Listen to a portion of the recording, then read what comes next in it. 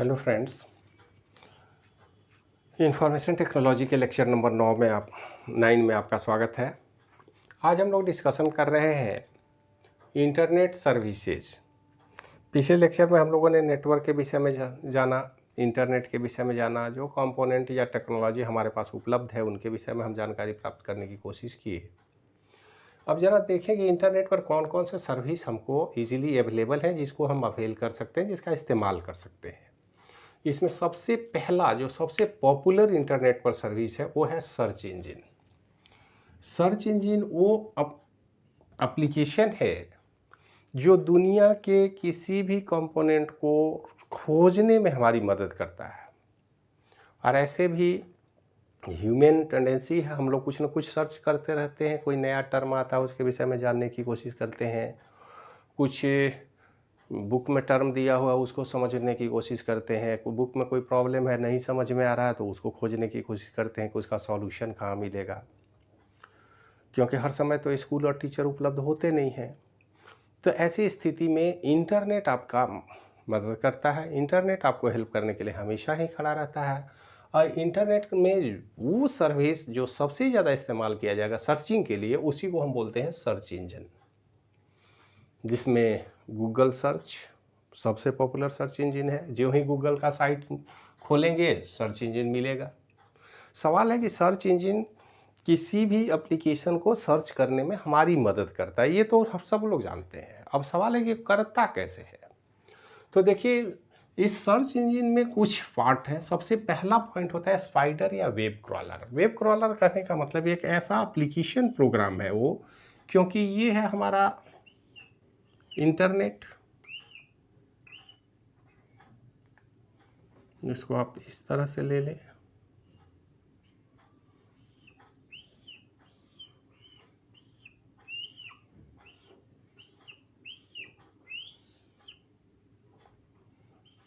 इस तरह से आप ले लें और यहाँ पर एक छोटा सा स्पाइडर आप बना लें।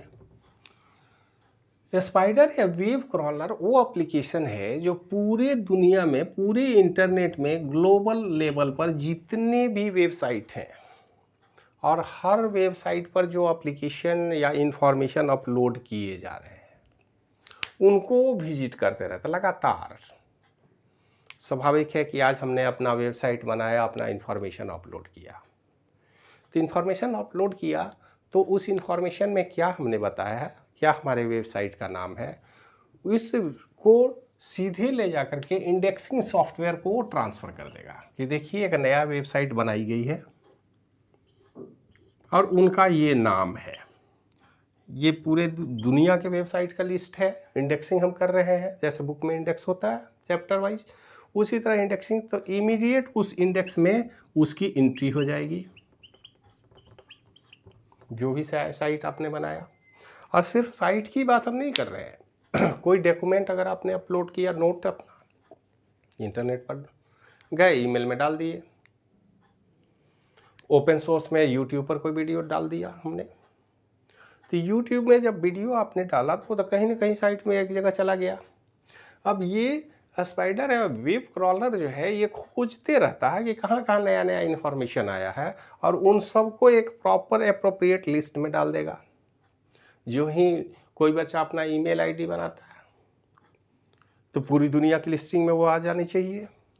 सबसे पहले तो जब ईमेल आप बनाते हैं तो वो सर्च करके ही बताता है कि इस नाम से पहले से कोई आईडी नहीं बना पूरी दुनिया में, ग्लोबल लेवल पर, क्योंकि वर्ल्ड में हर पर्सन का ईमेल आईडी उसका यूनिक होता है, वो दुनिया के किसी दूसरे पर्सन का नहीं हो सकता।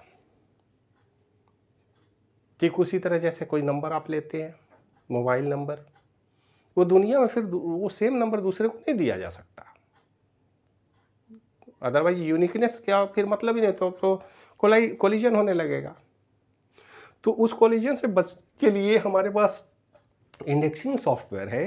ये बहुत बड़ा एप्लीकेशन है सर्च इंजन, और जितनी भी इंफॉर्मेशन है उसको लगातार वो सर्च करते रहता है कि कौन से साइट पर क्या क्या इंफॉर्मेशन अपलोड हुआ, उसकी कैटेगरी डिसाइड करता है, उसमें जो कंटेंट्स हैं उनकी लिस्टिंग करता है, और अलग अलग इंडेक्स, ईमेल का अलग इंडेक्स, वेबसाइट का अलग इंडेक्स, उसके कंटेंट का अलग इंडेक्स, और इंडेक्सिंग भी डेटा टाइप के आधार पर। एक्सेल सीट अगर कुछ है तो एक्सेल के एप्लीकेशन के साथ अटैच कर देगा, वर्ड का डॉक्यूमेंट है तो वर्ड के साथ चला जाएगा, टेक्स्ट एडिटर के साथ है तो टेक्स्ट में है, आपका नाम हो, आपका इन्फॉर्मेशन हो, ईमेल आईडी हो। इसीलिए कहा जाता है कि बहुत सारे पर्सनल इन्फॉर्मेशन आप इंटरनेट पर शेयर नहीं करें, क्योंकि वेब क्रॉलर से बचना मुश्किल है उस इन्फॉर्मेशन को, और उसकी इंडेक्सिंग कर दी जाएगी, कहीं ना कहीं लिस्टिंग हो जाएगी ग्लोबल लेवल पर, और अगर कोई एक्सेस कर लिया तो उसका मिसयूज कर सकता है। तो सबसे पहले स्पाइडर या वेब क्रॉलर वो एप्लीकेशन है जो पूरी दुनिया में लगातार सर्चिंग का काम करते रहता है, घूमते रहता है, देखते रहता है, नए नए जो भी इंफॉर्मेशन है उनको कैप्चर करता है, उसको इंडेक्सिंग सॉफ्टवेयर के पास ट्रांसफ़र कर देता है। इंडेक्सिंग सॉफ्टवेयर उनकी लिस्टिंग बना के वो रिजर्व कर ले रहा है, ताकि जब सर्च करना हो तो आप आसानी से इंडेक्सिंग सॉफ्टवेयर के सहयोग से आप ये पता कर लेंगे कि वो किस साइट पर है। उस साइट जहाँ भी होगा वहाँ से हम इंफॉर्मेशन गैदर कर सकते हैं, ले सकते हैं।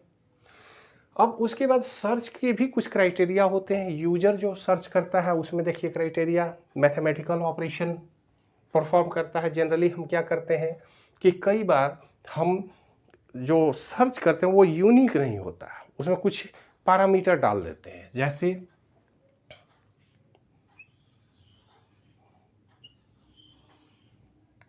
इसको हम वेन डायग्राम बोलते हैं मैथमेटिकली, उसको समझने की कोशिश करेंगे। मान लेते हैं हम सर्च कर रहे हैं इंडिया, और उसके साथ साथ एजुकेशन, तो हम यहाँ पर सर्च में क्राइटेरिया डाल सकते हैं। क्या लिखेंगे? सर्च कीजिए इंडिया एंड एजुकेशन।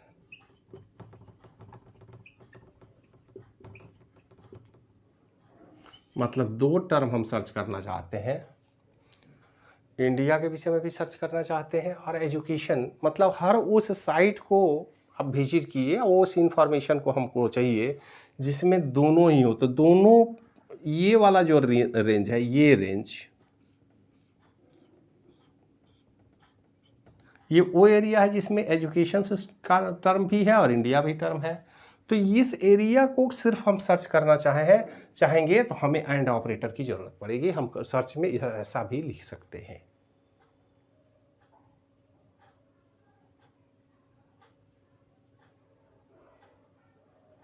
ठीक है। अगर हम चाहते हैं कि बिहार गवर्नमेंट के अंदर जो हमारे पास स्कूल्स हैं, तो हम school and government of Bihar, तो गवर्नमेंट ऑफ बिहार के जो स्कूल होंगे उन्हीं की लिस्टिंग होगी। तो इस तरह से आप स्पेसिफाइड सर्च भी कर सकते हैं। अदरवाइज अब तो बहुत पावरफुल टूल आ गए हैं सर्च इंजन में, आप सीधे लिस्ट दे दें कि list the government school of Bihar, list the head hospital in Patna, किसी खास मोहल्ले की बात कर सकते हैं। अब तो गूगल मैप है, फोटोग्राफ से भी उसके साथ उपलब्ध करा दिया जाता है। ये सारा कमाल है सर्च इंजन का, इस एप्लीकेशन का। सोचिए कितना पावरफुल एप्लीकेशन है, पूरी दुनिया की खबर रखता है, हर फोटोग्राफ्स की का खबर रखता है। जितने भी message, photograph, sound, audio, video हम अपलोड करते हैं, यूट्यूब पर लगातार अपलोड करते जा रहे हैं, वो सारे इन्फॉर्मेशन का हिसाब किताब करना, उनकी इंडेक्सिंग करना, ये सर्च इंजन का काम है। और इस तरह से प्रॉपर तरीके से अरेंज करता है कि आसानी से मिल जाए। घर में ही अगर हम कोई सामान अपना बुकिंग प्रॉपर तरीके से हम अरेंज करके रखते हैं तो वो सर्च करने में कम समय लगता है। अगर ये इतने बड़े इन्फॉर्मेशन को अरेंज्ड वे में नहीं रखेगा, इंडेक्स नहीं करेगा, तो मिलेगा ही नहीं, बाद में खोजने में बहुत ज़्यादा समय लगेगा। अगर मिल भी जाता है तो उतना समय बर्बाद ना हो किसी भी यूजर का या किसी भी क्लाइंट का, इसलिए वो ये सारा काम बैकग्राउंड में वो अपने से करके रखता है, ताकि जब भी आप अगर सर्च करना चाहें तो आपको आसानी से उपलब्ध करा दिया जाए कम से कम समय में। और अगर है तो क्लियर बताएगा, नहीं है तो कोई बात नहीं है। इसके बाद ये है और ऑपरेटर। और ऑपरेटर का क्या कहना है कि या तो इंडिया में हो या एजुकेशन में हो, मतलब इस क्षेत्र का भी चाहिए, इस क्षेत्र का भी है, दोनों है तब भी कोई बात नहीं है। लेकिन अगर इंडिया नहीं मिला, एजुकेशन केवल मिला, तो उसको भी आप डिस्प्ले कर दीजिए। ऊपर वाला कंडीशन दूसरा था कि इंडिया और एजुकेशन दोनों होना चाहिए। यहाँ पर बोल रहा है कि इंडिया भी चलेगा, एजुकेशन भी चलेगा, अगर दोनों है तब भी चलेगा। तो हर उस एप्लीकेशन को ये लिस्टिंग करेगा जिसमें इंडिया और एजुकेशन की बात होगी। तो ये दो ऑपरेटर है, एंड और जैसे मैथमेटिकली हम लोग प्लस माइनस ऑपरेटर लगाते हैं, ये लॉजिकल ऑपरेटर एंड और है। एंड मीन्स बोथ, और मीन्स एनीवन और बोथ, एनीवन और बोथ, दोनों। तो ये दोनों अलग अलग ऑपरेटर हैं, इनका इस्तेमाल आप सर्च इंजन में कर सकते हैं। जब भी सर्च करना हो, दो अलग अलग आइटम को करना है तो ए और बी लिखेंगे, और ए बी दोनों कंबाइंड होना चाहिए तो फिर ए एंड बी लिखेंगे। तो ये सबसे बड़ा पावरफुल सर्च इंजन है। और सर्च इंजन इतना पावरफुल है कि आज के डेट में अगर इंटरनेट को भी हमें सर्च करना हो तो हम सर्च इंजन से ही पूछते हैं। तो कुछ भी खोजना हो हम सर्च इंजन के पास जाते हैं, और दुनिया का हर पर्सन अगर इंटरनेट पर कुछ खोज रहा है, कुछ सर्च कर रहा है, तो उसे ज़रूरत पड़ेगी सर्च इंजन की। और हर बड़े बड़े वेबसाइट जितने भी बनाए गए हैं उनके पास सर्च इंजन होता है। याहू के पास अपना सर्च इंजन है, गूगल के पास अपना सर्च इंजन है, रेडिफ मेल में जाएंगे उनका अपना सर्च इंजन है। इवन ही बहुत सारे सर्वर जो बनाए जाते हैं, वो सर्वर जो प्राइवेट होते हैं, ऑर्गेनाइजेशन के होते हैं, जैसे CBSE का है तो वो भी वहाँ पे सर्च कंडीशन भी लगा देते हैं कि आप सर्च कर सकते हैं। तो अपने डोमेन में अपने साइट में सर्च करेंगे, लेकिन ये जो ग्लोबल सर्विस प्रोवाइडर है याहू या गूगल, वो पूरी दुनिया में सर्च करके आपको इंफॉर्मेशन दे देंगे। एक तो ये सर्विस हुआ। दूसरा सबसे पावरफुल सर्विस है फाइल ट्रांसफ़र प्रोटोकॉल। हम जानते हैं कि दुनिया में कंप्यूटर में बहुत सारे एप्लीकेशन पर काम होता है। अकाउंटिंग के लिए टैली एप्लीकेशन पर काम हो रहा है, प्रेस के लिए पेज मेकर कोरल ड्रॉ में काम कर रहे हैं वो लोग। हम लोग बच्चे जाते हैं तो माइक्रोसॉफ्ट वर्ड में काम करते हैं, एक्सेल में काम करते हैं, एक्सेस में डेटाबेस के लिए काम किया जाता है। बहुत सारे एप्लीकेशन हैं जो पर्सनली बनाए जाते हैं अपने अपने के, जैसे रेलवे रिजर्वेशन सिस्टम है, एयर ट्रैफिक कंट्रोल सिस्टम है, और भी गवर्नमेंट का अपना ऑर्गेनाइजेशन है, यूनिवर्सिटी का, स्कूल का, कॉलेज का, एग्जामिनेशन बोर्ड का, सबके अपने अपने साइट हैं, और सब अपने अपने तरीके से इंफॉर्मेशन को अरेंज करते हैं। अब हम ये तो नहीं कह सकते कि स्कूल में जिस तरह से बच्चों का रिकॉर्ड रखा जा सकता है, बैंक में भी उसी तरह का रिकॉर्ड रखिए। बैंक का अपना रिक्वायरमेंट है, बैंक अपने हिसाब से रिक्वायरमेंट रखेगा, प्रायोरिटी सेट करेगा। हमको यहाँ पर बच्चों के लिए क्लास बहुत ज़रूरी है, किस क्लास में पढ़ता है, दूसरे क्लास में नाम चला जाएगा, अटेंडेंस चला जाएगा तो दिक्कत होगी। बैंक में कोई क्लास ही नहीं होता, उसके पास तो अलग अलग कस्टमर है, अलग अलग रेट के सर्विस लेने वाले कस्टमर हैं, तो उनके पास जो कस्टमर है, कंज्यूमर है, उनकी बात वो करेंगे। डॉक्टर अपने पेशेंट का ही रिकॉर्ड रखेगा। तो सबका अलग अलग रिक्वायरमेंट है, अलग तरीके से उनका डेटा अरेंज्ड होता है। अब सवाल है कि पूरी दुनिया में जब भी इंटरनेट पर शेयर किया जाएगा, ए सिस्टम में कोई अलग फॉन्ट है, बी सिस्टम में अलग है, सी में अलग है, डी में अलग है। तो इन सारे इन्फॉर्मेशन को आपस में अगर एक्सचेंज करना हो, फाइल को ट्रांसफ़र करना हो, तो उसके लिए कुछ तो रूल बनाने होंगे कि भाई फाइल एक छोटा साइज का है, क्योंकि कंप्यूटर भी अलग अलग ज़माने के हो सकते हैं। तो फाइल ट्रांसफ़र प्रोटोकॉल का काम है कि इंटरनेट पर एक सिस्टम से दूसरे सिस्टम में सुरक्षित फाइल कैसे ट्रांसफ़र किया जाए। और सिक्योर फाइल ट्रांसफ़र करने के लिए एक निश्चित प्रोटोकॉल की हम बात करते हैं, वो है TCP, ट्रांसमिशन कंट्रोल प्रोटोकॉल, जिस पर चर्चा TCP/IP पर हम पीछे लेक्चर में कर चुके हैं, आप वहाँ देख लेंगे। इस प्रोटोकॉल के सहयोग से हम फाइल ट्रांसफ़र प्रोटोकॉल इसी पर बेस्ड है, इसका इस्तेमाल करेंगे और आसानी से फाइल, कोई भी इंफॉर्मेशन या डॉक्यूमेंट हम एक कंप्यूटर से दूसरे कंप्यूटर में आसानी से भेज सकते हैं। तीसरी सर्विस है HTTP, hyper text transfer protocol. ये भी इंटरनेट पर इस्तेमाल किए जाते हैं। जितने भी वेबसाइट बनाए जाते हैं उनका एक निश्चित फॉर्मेट है, उनका स्क्रीन एक ही जैसा दिखेगा। अगर याहू पूरी दुनिया के सिस्टम पर खुलेगा तो एक ही फ्रेमवर्क में खुलना चाहिए, चाहे छोटा हो बड़ा हो, उसका साइज़ बड़ा छोटा हो सकता है, लेकिन वो सारे फीचर यहाँ भी दिखने चाहिए जो दूसरे कंप्यूटर में दिखेंगे। अगर हम स्मार्टफोन में खोल रहे हैं तो वहाँ भी वो सारे बटन उपलब्ध होने चाहिए। तो ये व्यवस्था करता है HTTP। HTTP के विषय में भी पहले लेक्चर में डिस्कशन कर चुके हैं, उसको आप लोग देख लेंगे। एक नया जो सर्विस है वो है ईमेल, इलेक्ट्रॉनिक मेल। ये बड़ा पॉपुलर सर्विस है इंटरनेट पर, और इसके लिए जो प्रोटोकॉल इस्तेमाल किए जाते हैं वो ये दोनों हैं, SMTP, simple mail transfer protocol. दूसरा जो सबसे बड़ा काम होता है सर्च इंजन के बाद, वो आज के डेट में अगर कहा जाए तो हम ईमेल सर्विस की बात करते हैं। और ईमेल सर्विस में जो प्रोटोकॉल इस्तेमाल किए जाते हैं वो SMTP है, IMAP है और POP, पोस्ट ऑफिस प्रोटोकॉल।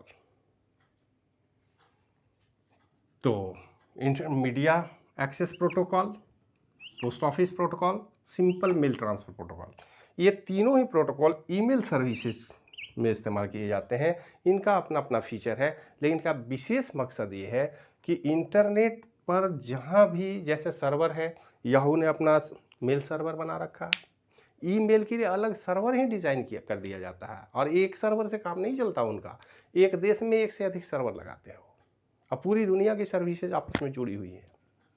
तो ऐसी स्थिति में सोचिए कि वो कितना बड़ा सुपर कंप्यूटर है जो पूरी दुनिया के लोगों का ईमेल आईडी रखता है, और उस ईमेल आईडी को डिस्ट्रीब्यूटेड मोड में ही हम रखते हैं, अलग अलग जगह पर दुनिया में रखते हैं और हिडन रखते हैं, लोगों को हम बताते नहीं हैं ताकि कोई उनको नुकसान ना पहुंचा दे। इसके साथ साथ उस सिस्टम में सिंक्रोनाइजेशन इस तरह से किया जाता है कि कोई भी पर्सन दुनिया के किसी भी कोने से अपने ईमेल आईडी को एक्सेस कर सकता है, ईमेल आईडी और पासवर्ड हो के जरिए, और कुछ भी नहीं चाहिए उसको। तो ईमेल आईडी और पासवर्ड के इस्तेमाल से हम ईमेल सर्विस को अवेल कर ले, और ये सर्विस प्रोवाइड करता है SMTP, IMAP और पोस्ट ऑफिस प्रोटोकॉल। इसके बाद अपलोडिंग एंड डाउनलोडिंग फाइल्स, जैसे अभी वीडियो हम बना रहे हैं, हम तो घर में वीडियो बना रहे हैं, इस वीडियो को इंटरनेट के साइट पर अपलोड करना होगा। हम बना करके अपने मोबाइल में चुपचाप रख लें तो हम पूरा मोबाइल जिसको मिलेगा वो देखेगा, या अपने दोस्त को हम भेजेंगे तो दोस्त देखेगा। लेकिन जो ही हम इसको YouTube के प्लेटफॉर्म पर डाल देंगे तो कोई भी बच्चा घर से उसको एक्सेस कर सकता है। तो घर से हमारे मोबाइल को तो कोई एक्सेस नहीं कर सकता, हमारे कैमरा को तो एक्सेस नहीं किया जा सकता, तो कैसे एक्सेस करेंगे आप? तो एक कॉमन प्लेटफॉर्म इंटरनेट पर YouTube ने उपलब्ध कराया है, उस प्लेटफॉर्म पर जब रहेगा तो वहाँ पर फाइल को अपलोड किया जा सकता है। हम जो फाइल बनाएंगे उसको अपलोड करेंगे, और कोई बच्चा अगर वीडियो देख रहा है, उसको पसंद आया तो उसको डाउनलोड करके अपने मोबाइल में, अपने कंप्यूटर में सेव कर लेगा, ताकि वो बाद में उसको जब चाहे देख सकता है अपने कंप्यूटर में। इंटरनेट पर अगर लगातार वो यूज नहीं कर सकता है तो एक बार डाउनलोड कर लिए, फिर जितनी बार देखना है देखते रहिए, आप सेव करके रख सकते हैं। तो ये व्यवस्था डाउनलोडिंग और अपलोडिंग फाइल्स की है, जो सुविधा हमको इंटरनेट में मिलता है। इसके बाद चैटिंग, याहू चैट बड़ा पॉपुलर है, गूगल टॉक। चैटिंग में क्या है कि ऑनलाइन दो सिस्टम है जो इंटरनेट के थ्रू जुड़े हुए हैं, C1 और C2, और यहाँ से यहाँ, जैसे हम लोग टेलीफोन में कैसे बात करते हैं, हम अपने घर में हैं, मेरा दोस्त अपने घर में है, हमको जब मर्जी हुई तो डायल करके बात कर लेते हैं। यही बातें अगर डायरेक्ट बात नहीं करके हम टेक्स्ट मैसेज के थ्रू कन्वर्सेशन शुरू कर दें ऑनलाइन, जैसे आजकल बहुत कॉमन है, बच्चे व्हाट्सएप पर चैटिंग करते हैं, बहुत अच्छा चैटिंग प्लेटफॉर्म है। आप कुछ लिख करके भेजे, दोस्त पढ़ लिया, फिर वो रिप्लाई दिया, फिर आप रिप्लाई दिए, इसी को हम बोलते हैं चैटिंग। तो टेक्स्ट मैसेज को कन्वर्सेशन के लिए अगर इस्तेमाल किया जाए तो ये है चैटिंग, और ये फीचर भी हमको इंटरनेट सर्विस के द्वारा प्रोवाइड की जाती है। अगर इंटरनेट नहीं होगा तो चैटिंग कहाँ होगा, व्हाट्सएप कैसे काम करेगा। इसके बाद वीडियो कॉन्फ्रेंसिंग, ऑनलाइन क्लास का एग्जाम्पल हमारे सामने है। लॉकडाउन में बहुत सारे ऑनलाइन क्लासेस चलाए गए हैं। ऑनलाइन क्लास में टीचर अपने घर से बैठ करके, स्कूल में बैठ करके बच्चों को उनके घर में, उनके स्मार्टफोन पर, उनके लैपटॉप पर डायरेक्ट कम्युनिकेट करता है। ऑनलाइन होती है, टीचर क्लास लेते हैं, समझाते हैं, बच्चों को प्रॉब्लम देते हैं, बच्चे उस प्रॉब्लम को सोल्व करते हैं, सोल्व करने के बाद उसको फिर टीचर को वापस भेजते हैं, जिस पर टीचर की मार्किंग करते हैं। जैसे क्लासरूम में हम सीधे सीधे बात करते थे, ये इंटरनेट इतना अच्छा सुविधा दे दिया कि क्लासरूम की बाउंड्री को ही हटा दिया।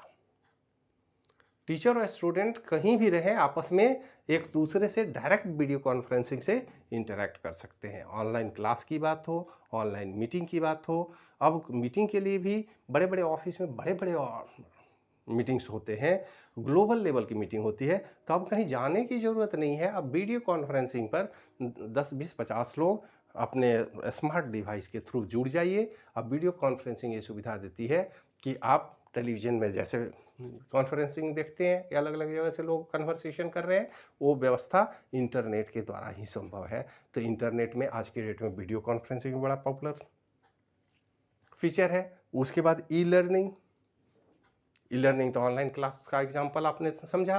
तो ऑनलाइन क्या है? Electronic learning. ऑनलाइन क्लास में टीचर डायरेक्ट बात करते थे, और ई लर्निंग का मतलब है कि डिजिटल प्लेटफॉर्म पर जैसे लेक्चर नोट हमने डाल दिया, हमने वीडियो बना दिया, हमने समझा दिया, उसको लोड कर दिया, आप ऑन डिमांड जब मर्जी है तब इसको खोलें, जब मर्जी है तब इसको पढ़ें, देखें और आसानी से समझने की कोशिश करें। अगर समझ में आ गई बात तो ठीक है, अदरवाइज आप ऑनलाइन लेक्चर में भी बहुत सारे प्रोविज़न दिए गए हैं, आप कमेंट में लिख सकते हैं अपने प्रॉब्लम को। अगर उससे ज़्यादा अगर फ़ोन नंबर है तो फ़ोन करके कांटेक्ट कर लिए कि आपने वीडियो में ये बताया, इस तरह का प्रॉब्लम हमको आ रही, ज़रा हेल्प कर दें। तो इंटरनेट में एक दूसरे से जुड़े रहने का जो प्रवृत्ति बनाई गई है वो बहुत ही इफ़ेक्टिव है, और उसमें बहुत सारे सर्विसेज हैं जो इंटरनेट, और भी बहुत सारे सर्विस है जिस पर डिस्कशन हम लेक्चर पार्ट 2 में करेंगे।